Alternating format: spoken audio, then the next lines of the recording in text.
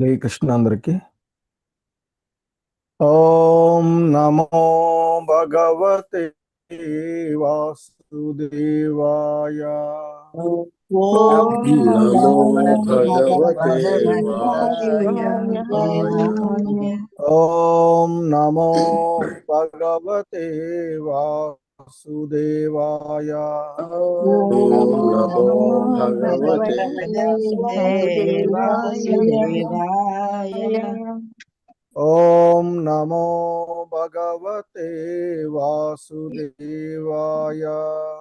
ఓం నమో భగవతే వాసుదేవాయ.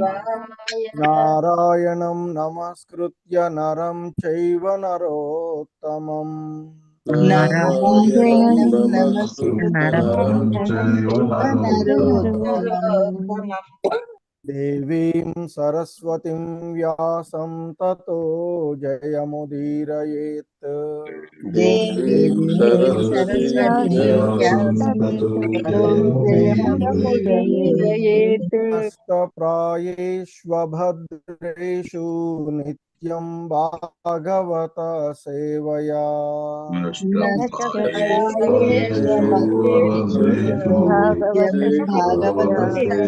భాగవత సేవయా. భగవతి ఉత్తమ శ్లోకే భక్తిర్భవతి నైష్టికీ.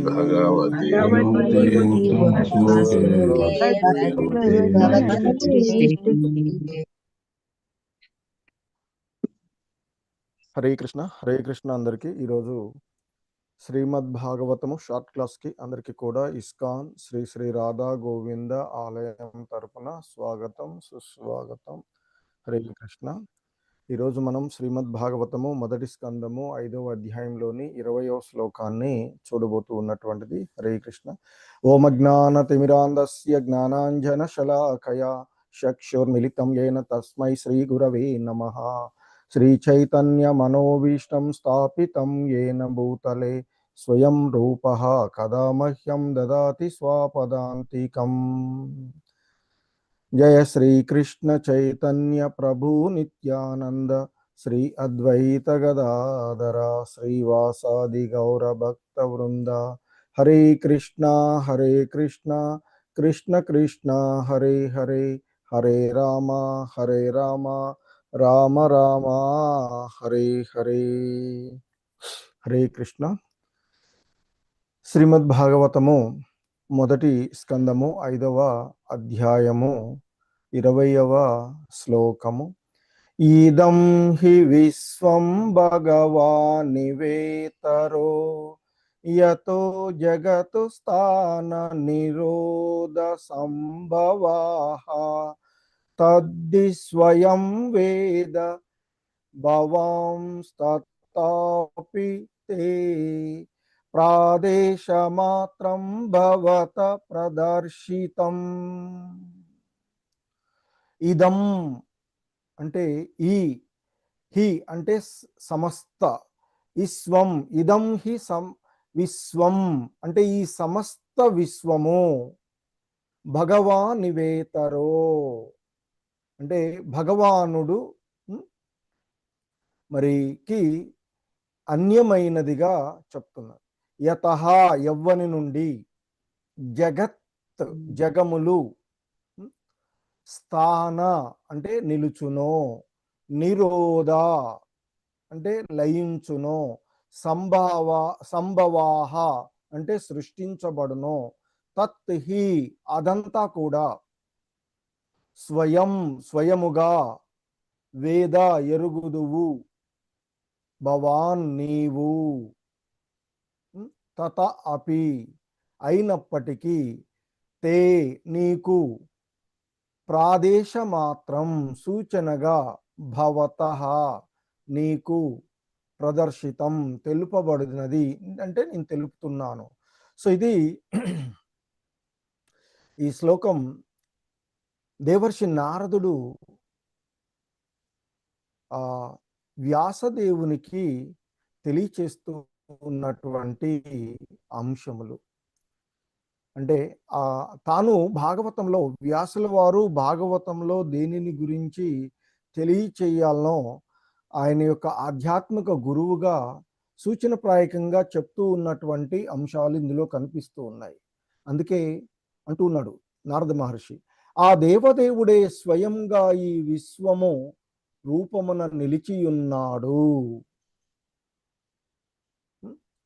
అయినను అతడు దీనికి పరుడై ఉన్నాడు. ఈ విశ్వము ఆ భగవాను నుండియే ఉద్భవించి ఆతని యందే నిలిచి చివరకు లయము పిమ్మట ఆతని యందే ప్రవేశించును. ఇది అంతా నీవు ఎరిగి ఉన్నను సూచనగా నేను తెలియచేస్తిని అంటూ దేవర్షి నారదుడు వ్యాసదేవుల వారికి, ఎందుకంటే వ్యాసుడు వారు బ్రహ్మజ్ఞాన తత్వాన్ని తెలిసినవాడు. ఇంతకు ముందు శ్లోకాలలో కూడా మనం చూసాము, వ్యాసుల వారు బ్రహ్మజ్ఞాన తత్పరాయణ, అంటే ఆయన భూత భవిష్యత్తు కాలాలను మరి ఎరిగి ఉన్నటువంటి వాడుగా ఇక్కడ మనము చూస్తూ ఉన్నటువంటిది. సో కనుక మరి ఇక్కడ నారదుల వారు చెప్తున్నారు, ఇదం హి విశ్వం, ఈ విశ్వమంతా భగవాన్ ఇవ ఇతరహ, భగవాను నుండి వేరుగా ఉన్నట్లుగా కనిపిస్తూ ఉన్నటువంటిది. యతః, ఎవరి నుండి అయితే జగత్ స్థాన నిరోధ సంభవం, ఈ జగత్తు అంతా కూడా సృష్టించబడి మరి స్థితి పొందుతూ మరి ఇంకా మరి అది లయిస్తూ ఉన్నటువంటిది.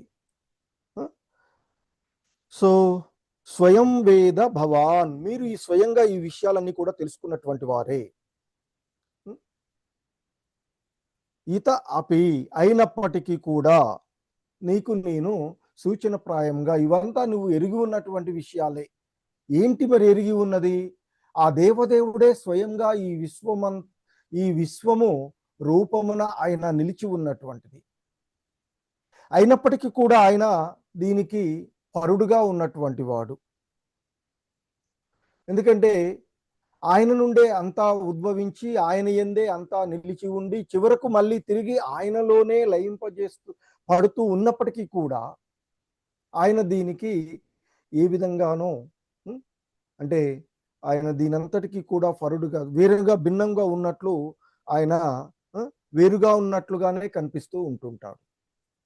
సో ఈ విషయాలన్నీ నీకు తెలిసినవే, అయినా నీవు దేనిని మరి రచింప చేయవలనో దానిని నేను నీవు దేనినైతే ఈ మానవాళికి అందించవలనో దాన్ని నేను నీకు సూచనప్రాయంగా తెలియచేస్తున్నాను. దాన్ని డీటెయిల్డ్గా ఆయన రాసే విధంగా ఇక్కడ చెప్తూ ఉన్నటువంటిది.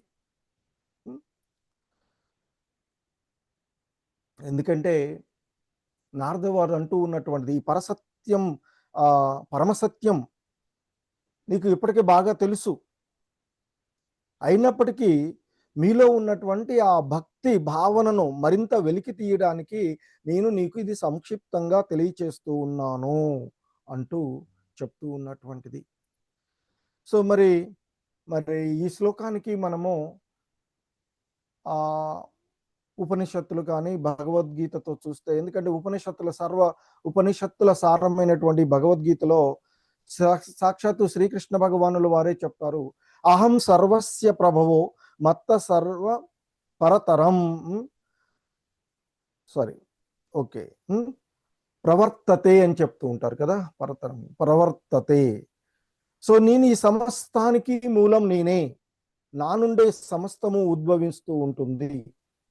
అలాగే మరి వేదాంత సూత్రాల్లో మొదటిగా చెప్పబడినటువంటి సూత్రంలో కూడా జన్మాది అస్య యతః అంటూ చెప్పబడింది. సృష్టి స్థితి లయ ఎవరి నుండి సంభవిస్తూ ఉన్నాయో ఆయనే పరబ్రహ్మము. ఉం? సో కాబట్టి మరి ఈ జగత్తు ఆయనకి పూర్తిగా భిన్నం కాదు, ఆయనతో ఉన్నటువంటిది. ఆ జగత్తు మరి భగవంతుడు కూడా కాదు సంపూర్ణంగా, ఆయనకు భిన్నం కాదు ఇది. అలా అని చెప్పేసి జగత్తే భౌతిక ఈ విశ్వమే జగత్తే భౌతిక జగత్తే ఆయన కూడా కాదు. ఈ జగత్తంతా కూడా ఆయన యొక్క శక్తి యొక్క ప్రకటన మాత్రమే. మరి శక్తి మరియు శక్తిమంతుడు అభిన్నులుగా కనిపిస్తూ ఉంటారు. అయినప్పటికీ భిన్నులుగా కూడా అంటే అభిన్నులు అలాగే భిన్నులుగా కూడా గ్రహించబడేటువంటి విషయాన్ని, దీన్నే మనకి అచింత్య భేద తత్వములో మనకి ఆచార్యులు వివరించేటువంటి చైతన్య మహాప్రభువుల వంటి ఆచార్యులు ఎంతో మంది మనకి వివరించినట్టువి. సో దీనికి శ్రీల ప్రభుపాదుల వారు భాష్యంలో వివరిస్తూ ఉన్నటువంటి అంశాలను మనం చూసినట్లయితే ఆయన చెప్తూ ఉన్నారు ఇక్కడ భాష్యంలో,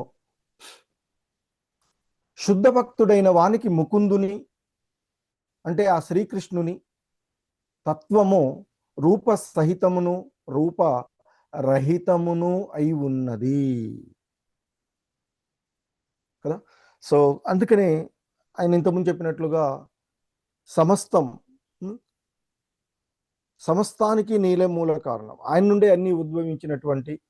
సో కాబట్టి ఆ రూప సహితుడు ఆయనే, అలాగే రూపరహితుడు కూడా, అంటే శక్తిమాన్ లాగా. సో శక్తి అనేది మనకి రూపరహితంగా కనిపిస్తుంది. మరి ఈ నిరాకార విశ్వరూప భావనము ఆ ముకుందుని యొక్క శక్తి ప్రకటన కనుక స్వయంగా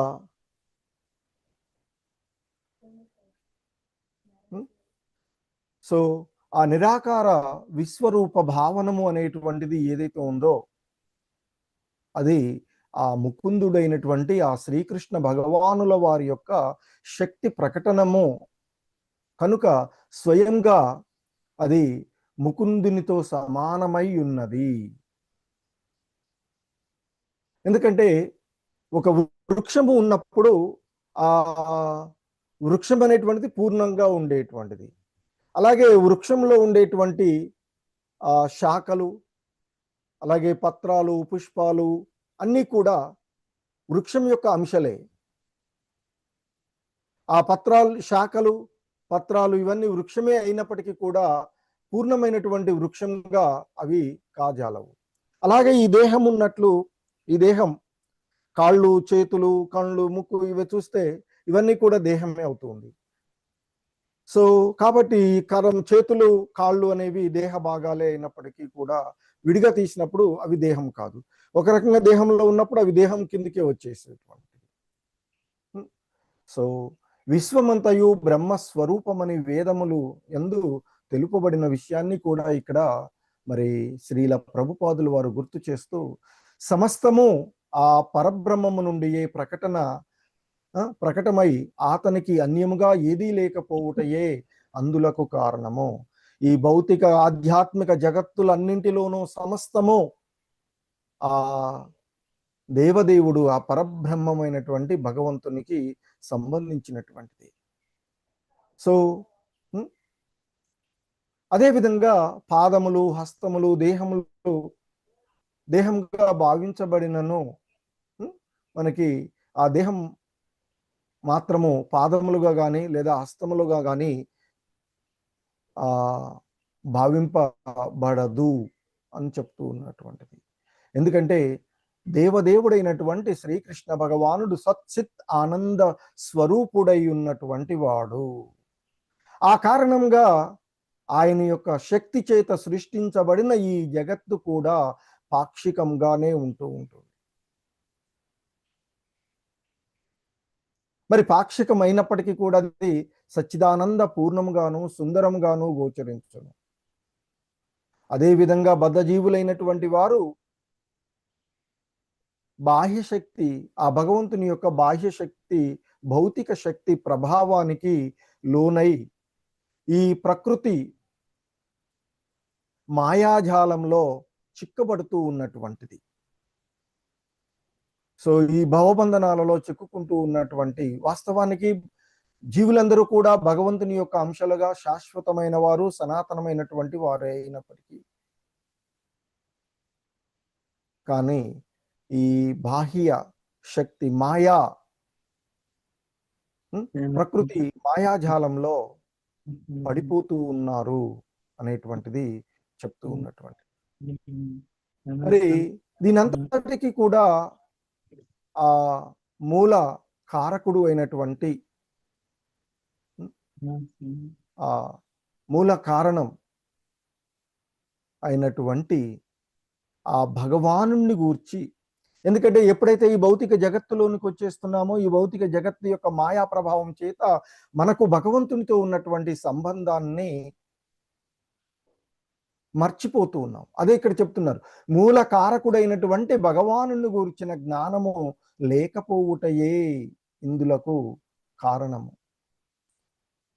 ఆ జ్ఞానం లేకపోవడం వల్ల ఈ జగత్తునే సర్వస్వమని భావిస్తూ ఉన్నారు.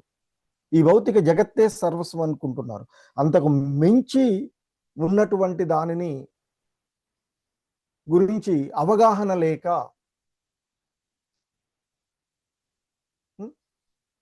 సో ఎలాగైతే ఈ దేహం నుండి ఈ చేతులు, ఈ కాళ్ళు విడిపోతే అవి దేహ అంగాలుగా గుర్తించబడును కానీ దేహం కాదు అనే విషయాన్ని వాళ్ళు తెలుసుకోలేక ఉండారు. అదేవిధంగా శ్రీకృష్ణ భగవానుని భక్తియుత సేవ నుండి దూరమైనటువంటి భక్తి రహిత సమాజము దేహము నుండి విడిబడిన హస్తములు లేదా పాదములు వంటివే కాగలవు.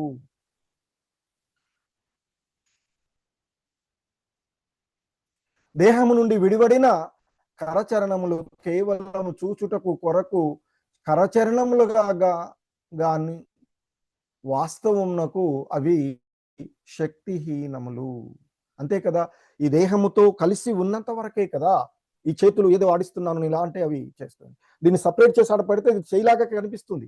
చెయ్యని అంటాం, పిలిస్తే ఏంటది అదంటే చెయ్యి అంటాం, కానీ చేయవలసిన పనులు చేయదు ఎప్పుడు ఈ దేహం నుండి వేరైనప్పుడు. అలాగే భగవంతుడి నుండి భగవంతుని విషయాన్ని, ఆ భక్తియుతమైనటువంటి సేవ, మన యొక్క ధర్మం ఈ చెయ్యి దేంతో ఉండాలి, దేహంతో కలిసి ఉండాలి. కలిసి ఉన్నంత వరకే దాని పనులు అనేది సక్రమంగా చేయగలుగుతూ ఉంటుంది. పాదాలు వాటి పనులు వాటిని చేయగలుగుతూ ఉంటుంటాయి. మరి శ్రీకృష్ణ భగవాన్ యొక్క భక్తుడైనటువంటి శ్రీల వ్యాసదేవుడికి ఈ విషయాలన్నీ తెలిసి ఉన్నప్పటికీ కూడా ఆయనే ఆది కారణం అనేటువంటి ఉపదేశమును జనులు అవగాహన చేసుకుని రీతిలో వ్యాసుని రచింప చేయవలసినదిగా నారదులు వారు తెలియచేస్తూ ఉన్నటువంటి విషయము అని చెప్తున్నారు ఇక్కడ. అలాగే వేదాలను అనుసరించి శ్రీకృష్ణ భగవానుడు సహజంగా సర్వశక్తివంతుడు. అతని శక్తులు సర్వదా పరిపూర్ణములు మరియు అతనితో సమానములు. భౌతిక ఆధ్యాత్మిక జగత్తులు రెండును వాటికి సంబంధించిన సమస్తము ఆ దేవదేవుని బాహ్య అంతర శక్తుల నుండియే ఉద్భవించినవి. అయితే ఆయన యొక్క ఈ బాహ్య ఆంతరిక శక్తులలో ఆయన చెప్తారు భగవద్గీతలో కూడా పర అపర శక్తులుగా. అలా ఉన్నటువంటి ఈ శక్తులలో బాహ్య శక్తి న్యూనమైనది కాగా ఆంతరింగిక శక్తి ఉన్నతమైనదిగా చెప్తూ ఉన్నారు. మరి ఆ ఆంతరింగిక శక్తియే జీవశక్తి అయి ఉన్నందువలన శ్రీకృష్ణ భగవానునితో సంపూర్ణంగా ఏకత్వమును కలిగి ఉన్నది. కానీ భౌతిక శక్తి జడమైనందున ఆ భగవానునితో పాక్షికంగానే ఏకత్వమును కలిగి ఉన్నది. ఏది ఏమైనప్పటికీ కూడా ఈ రెండు శక్తులు తనకు కారణమైన భగవానునితో సమానములు గాని అధికములు గాని ఎన్నడూ కాజాలవు. దీనికి శ్రీల ప్రభుపాదుల వారు మానవుడు సృష్టించేటువంటి శక్తులను గురించి చెప్తూ అందులో విద్యుత్ శక్తి అది ఎంత శక్తివంతమైనప్పటికీ కూడా దానిని సృష్టించిన ఇంజనీర్ యొక్క అదుపులోనే అది నిలిచి ఉండినట్లుగా ఈ భౌతిక ఆధ్యాత్మిక జగత్తులన్నీ కూడా ఆ దేవదేవుడైన శ్రీకృష్ణుని యొక్క ఆధీనంలోనే ఉన్నాయి అనేటువంటి విషయాన్ని గుర్తు పెట్టుకోవాలి అనేది మనకి ఆయన చెప్తూ ఉన్నటువంటిది. ఎలాగైతే ఇంతకుముందు మనం ఆ భగవద్గీత 10వ అధ్యాయంలోని 8వ శ్లోకం, అహం సర్వస్య ప్రభో మత్త సర్వం ప్రవర్తతే అంటూ, సో సమస్తానికి నేనే మూలము, నా నుండే సమస్తము ఉద్భవిస్తుంది.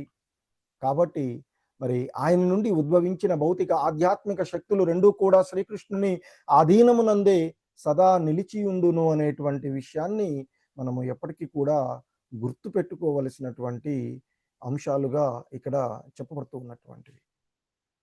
మానవులు ఇతర జీవులు శ్రీకృష్ణుని యొక్క ఆంతరింగ శక్తిచే సృష్టించబడిన వారు కనుకనే జీవుడు భగవానునితో ఏకత్వమును కలిగి ఉన్నాడు.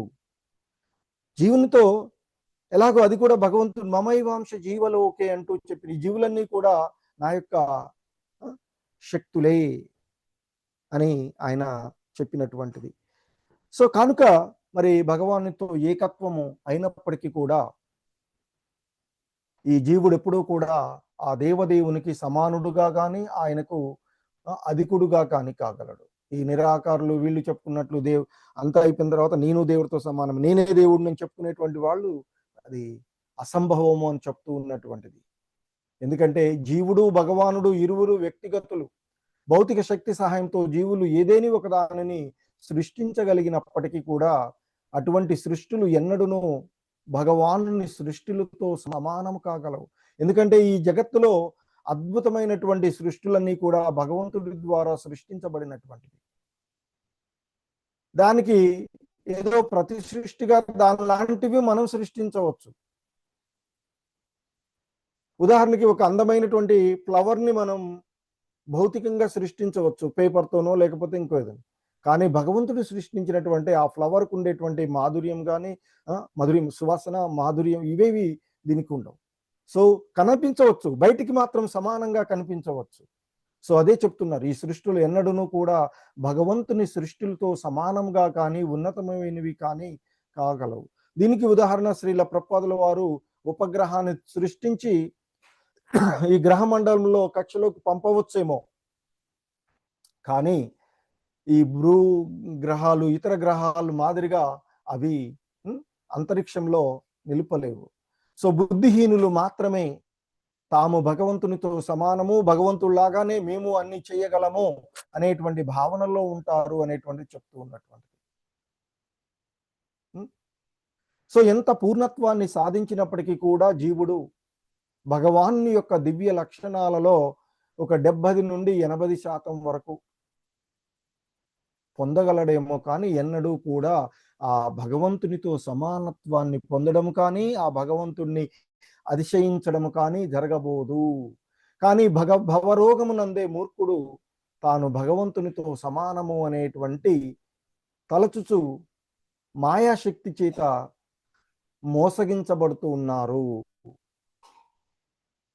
కనుక తప్పుదారి పట్టిన జీవులను ఆ శ్రీకృష్ణ భగవానుని ఆ దేవదేవ తత్వమును అంగీకరించి అతని భక్తియుత సేవలో నియుక్తులు కావలసి ఉన్నటువంటిది. మరి వాస్తవానికి ప్రతి జీవుడు కూడా వారు ఆ విధమైనటువంటి శిక్షణ పొంది ఆ విధమైనటువంటి మార్గ నిర్దేశకము ద్వారా తిరిగి భగవద్ధామాన్ని చేరుకోవడానికే వాళ్ళంతా కూడా, ఈ జీవులందరూ కూడా, మనమందరం కూడా సృష్టించబడినటువంటిది. సో అలా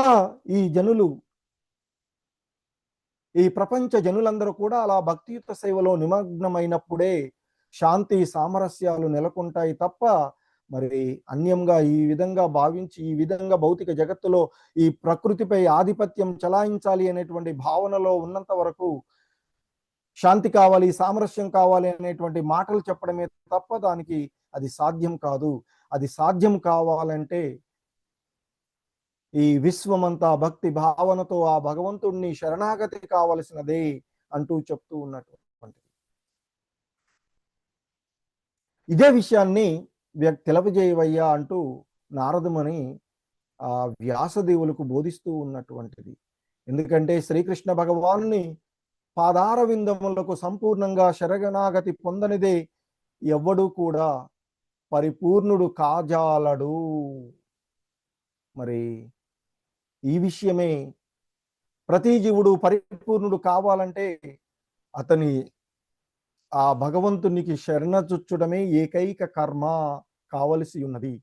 అదే భగవద్గీతలో చెప్పబడినటువంటి సర్వధర్మాన్ పరిత్యజ్య మామేకం శరణం వ్రజ అని చెప్పినట్లుగా చేయవలసినటువంటిది. హరే కృష్ణ. జగద్గురు శ్రీల ప్రభుపాద్ కీ జై. సో ఇది ఈరోజు ఈ శ్లోకము, దీనికి శ్రీల ప్రభుపాదుల వారి యొక్క వివరణము. హరే కృష్ణ. జగద్గురు శ్రీల ప్రభుపాద్ కీ జై.